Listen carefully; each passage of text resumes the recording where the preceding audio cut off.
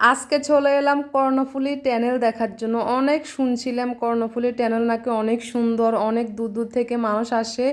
এটা হচ্ছে কর্ণফুলী টানেলের বাইরের দৃশ্যটা। ঢুকার আগে যে যে গেটের সামনে অনেক সুন্দর এগুলো, এই যে ফুল বিভিন্ন ধরনের, মানে এখানে রাস্তা রোডগুলো অনেক অনেক সুন্দর, খুবই ভালো লাগতেছে দেখে। আর ভিতরে কেমন জানি না কর্ণফুলী টানেলে, তো একটু দেখার অনেক দিন যাবত আসলে ইচ্ছে ছিল একটু দেখবো কর্ণফুলী টানেল।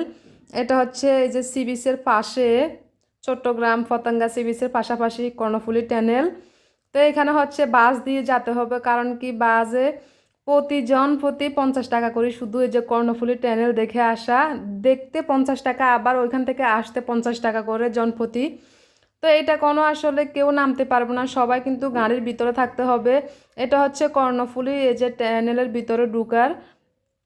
তো এইখানে হচ্ছে যে কর্ণফুলী নদীটা, নদীর ভিতরে দিয়ে এই টানেলটা, এই জন্য কর্ণফুলী টানেলটা খুবই বিখ্যাত। এই যে এখন যে ঢুকতেছি এটা হচ্ছে নদীর ভিতরে, কর্ণফুলী একটা নদী আছে ওটার নিচ দিয়ে পানির ভিতরে এই যে কর্ণফুলী টানেল। তো এখানে আসলে কেউ নামতে পারে না, সবাই কিন্তু গাড়ির ভিতর থেকে দেখতে হবে। তা আমরা হচ্ছে বাসের ভিতর দিয়ে যে দেখতেছি এই যে টানেলে এখন ঢুকতেছি, প্রবেশ করতেছি আমরা। এই যে ভিতরের দৃশ্যটা অনেক সুন্দর, কিন্তু মানে বোঝাই যায় না যে আমরা পানির নিচে আছি, এটা একেবারে টোটালি বোঝা যায় না, মনে হচ্ছে কোনো এক রাস্তা দিয়ে যাচ্ছি। ভিতরে এটা খুবই সুন্দর, মানে চতুর্পাশে লাইটিং করা অনেক ভালো, কিন্তু দিনের বেলা এখন তারপরে লাইটিংগুলো থাকে। অনেক সুন্দর, একটু ঘুরে দেখার ইচ্ছা ছিল এই জন্য দেখলাম, কিন্তু আফসোস রয়ে গেছে যে একটু যদি নামতে পারতাম।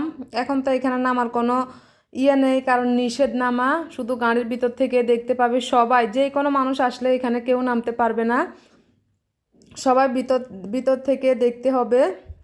তো এখানে যেতে 50 টাকা জনপ্রতি, আসতে 50 টাকা জনপ্রতি, এরকম করে আসে সবাই দেখে, আসলে সৌন্দর্যটা একটু উপভোগ করে, কিন্তু বোঝাই যায় না যে ফানির ভিতরে ট্যানেলের ভিতরে, মানে আমরা যে গাড়ির ভিতরে যাইতেছি এটা টোটালি বোঝা যায় না।